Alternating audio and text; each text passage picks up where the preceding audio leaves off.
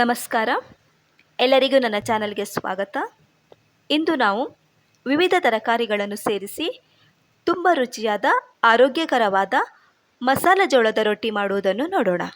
ಇದು breakfast, lunch ಮತ್ತು ಡಿನ್ನರ್ಗೆ super ಆಗಿರುವ ಈ ರೊಟ್ಟಿ ತುಂಬ ಸಾಫ್ಟಾಗಿ ಟೇಸ್ಟಿಯಾಗಿರುತ್ತೆ.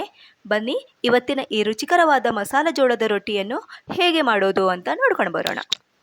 ಇಲ್ಲಿ ನಾನು ಒಂದು ಈರುಳ್ಳಿಯನ್ನು ಕಟ್ ಮಾಡಿಕೊಂಡು ಮಿಕ್ಸಿ ಜಾರಿಗೆ ಹಾಕಿ ನುಣ್ಣಗೆ ಪೇಸ್ಟ್ ಮಾಡ್ಕೊಳ್ತಾ ಇದ್ದೇನೆ. ಈ ಪೇಸ್ಟನ್ನು ಒಂದು ಪಾತ್ರೆಗೆ ಹಾಕಿಕೊಳ್ಳೋಣ.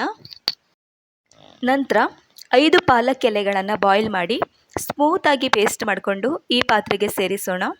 ಇಲ್ಲಿ ನಾನು ಎಲೆಗಳನ್ನು ಮಾತ್ರ ಬಳಸಿದ್ದೇನೆ, ಕಡ್ಡಿಯನ್ನು ತಗೊಂಡಿಲ್ಲ.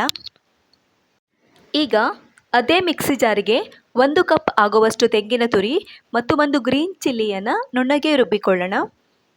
ಮಿಕ್ಸಿ ಜಾರನ್ನು ತೊಳೆಯುವ ಅಗತ್ಯವಿಲ್ಲ, ಅದೇ ಮಿಕ್ಸಿ ಜಾರ್ನಲ್ಲಿ ರುಬ್ಬಿಕೊಂಡ್ರೆ ಸಾಕು.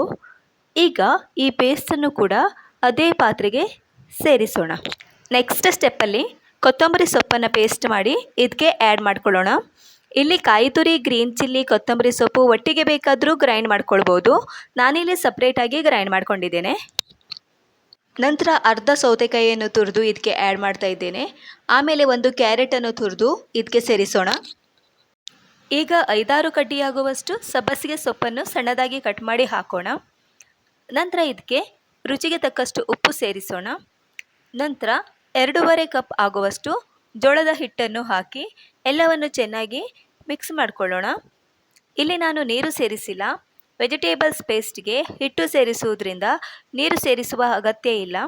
ಹೀಗೆ ಎಲ್ಲವನ್ನು ಚೆನ್ನಾಗಿ ಮಿಕ್ಸ್ ಮಾಡಿಕೊಂಡು ರೊಟ್ಟಿ ಹಿಟ್ಟಿನ ಹದಕ್ಕೆ ಕಲಸಿಕೊಳ್ಳೋಣ.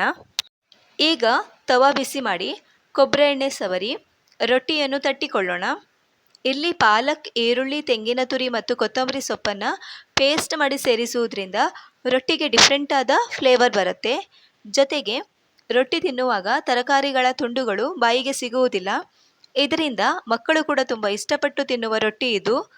ಪಾಲಕ್ನ ಸತ್ವ ತುಂಬಿರುವ ಈ ರೊಟ್ಟಿ ಆರೋಗ್ಯಕ್ಕೂ ಕೂಡ ತುಂಬ ಒಳ್ಳೆಯದು. ನೋಡಿ, ಇದೀಗ ರುಚಿಕರವಾದ, ಸಾಫ್ಟ್ ಆದ ಮತ್ತು ಆರೋಗ್ಯಕರವಾದ ಮಸಾಲ ಜೋಳದ ರೊಟ್ಟಿ ಸವಿಯಲು ಸಿದ್ಧ. ನೀವು ಕೂಡ ಈ ವಿಧಾನದಲ್ಲಿ ಒಮ್ಮೆ ಟ್ರೈ ಮಾಡಿ ನೋಡಿ. ಖಂಡಿತವಾಗಿಯೂ ನಿಮ್ಮ ಮನೆಯವರೆಲ್ಲ ಇಷ್ಟಪಟ್ಟು ತಿನ್ನುತ್ತಾರೆ. ಇವತ್ತಿನ ಈ ರೆಸಿಪಿ ನಿಮಗೆ ಇಷ್ಟವಾದರೆ ಒಂದು ಲೈಕ್ ಕೊಡಿ, ಶೇರ್ ಮಾಡಿ, ಸಬ್ಸ್ಕ್ರೈಬ್ ಮಾಡಿ. ಇನ್ನೊಂದು ರೆಸಿಪಿಯೊಂದಿಗೆ ಮತ್ತೆ ಭೇಟಿಯಾಗ್ತೀನಿ. ಅಲ್ಲಿ ತನಕ ನಮಸ್ಕಾರ.